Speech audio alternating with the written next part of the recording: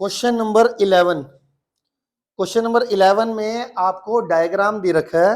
Diagram देखो इस तरीके से दे रखा है।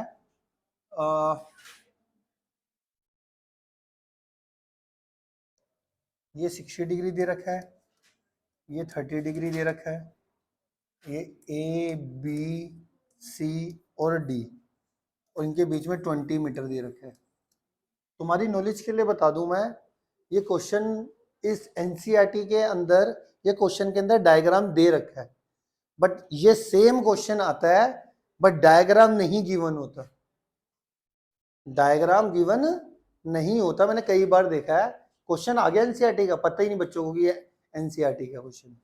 तो ध्यान से देखो अब ना, ये जो डायग्राम है इसको मैं इसकी पूरी जो इसने क्वेश्चन बोल रखा है उससे आपको कनेक्ट करके बताऊंगा। क्वेश्चन नंबर 11 देखो, कह रहा है अ TV tower stands vertically on a bank of canal.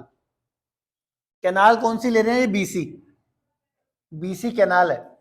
BC canal का बैंक ये रहा मेरा, ये एक बैंक का मतलब किनारा, तो एक दो किनारे हो गए ना कैनाल के, एक ये वाला हो गया, एक ये वाला हो गया बैंक कैनाल का।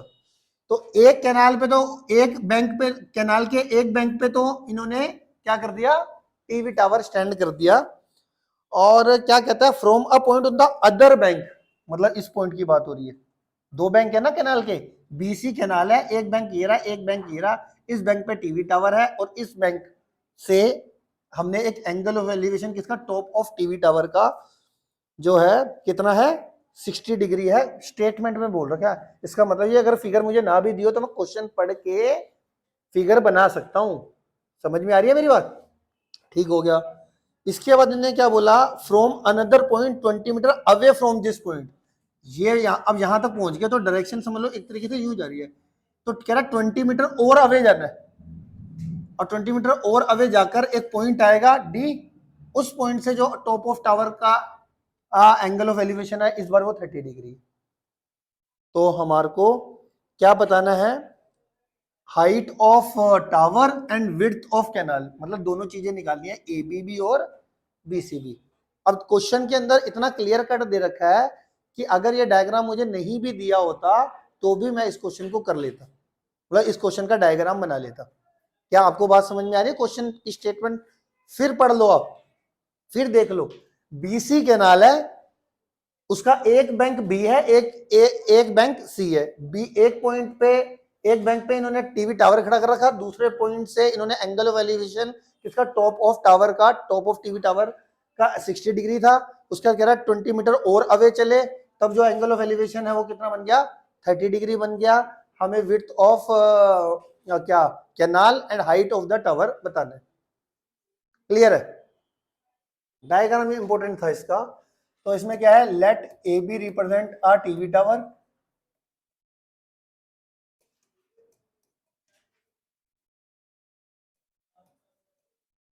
ए B represent a TV tower and B C represent a canal, B C represent a canal.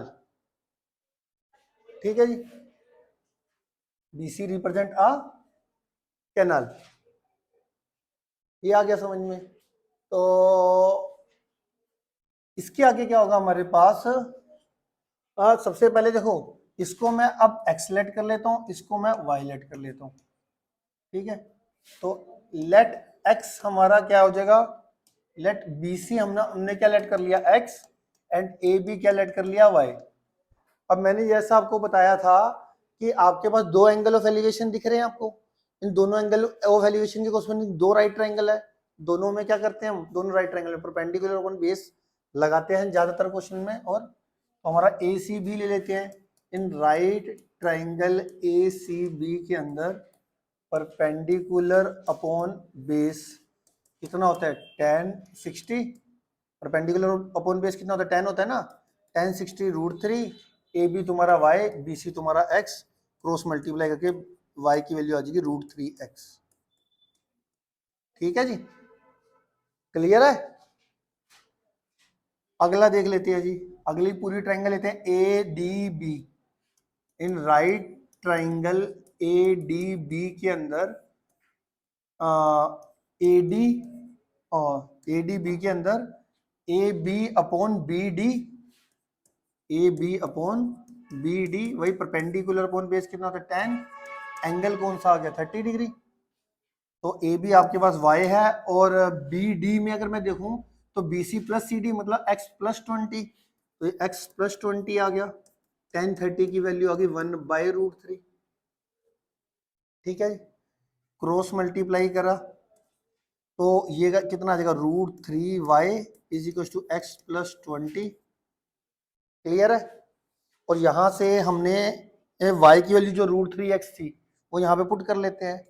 Since y is equal to √3x है तो यहाँ पे y की वैल्यू कितनी पुट हो जाएगी, √3x is equal to X plus 20, √3 into √3 कितना होता है 3x, और ये प्लस x वहाँ पे जाके माइनस का x इज इक्वल टू 20, तो यहाँ पे कितना आ जाएगा 2x इज इक्वल टू 20 और x की वैल्यू कितनी आ जाएगी 10, x की वैल्यू कितनी आ जाएगी 10। ये x की वैल्यू 10 को यहाँ पे अगर मैं पुट कर दूं पुट इन इक्वेशन 1, ठीक है, तो 10 आ गई तो पुट इन इक्वेशन 1, तो यहाँ पे अगर 1 में पुट करता हूं तो y की वैल्यू कितनी आ जाएगी 10√3 मीटर। क्लियर हो गया, x भी आ गया y भी आ गया। x क्या था विड्थ ऑफ कैनाल, y क्या था हाइट ऑफ टीवी टावर, तो देयरफॉर विड्थ कितनी आ जाएगी, विड्थ ऑफ कैनाल 10 मीटर और height of TV tower, height of TV tower is 10√3 metre. ठीक है, आ गया समझ में, कोई चीज नहीं समझ में आई तो पूछ सकते हो। क्लियर है, ये था हमारा क्वेश्चन नंबर 11।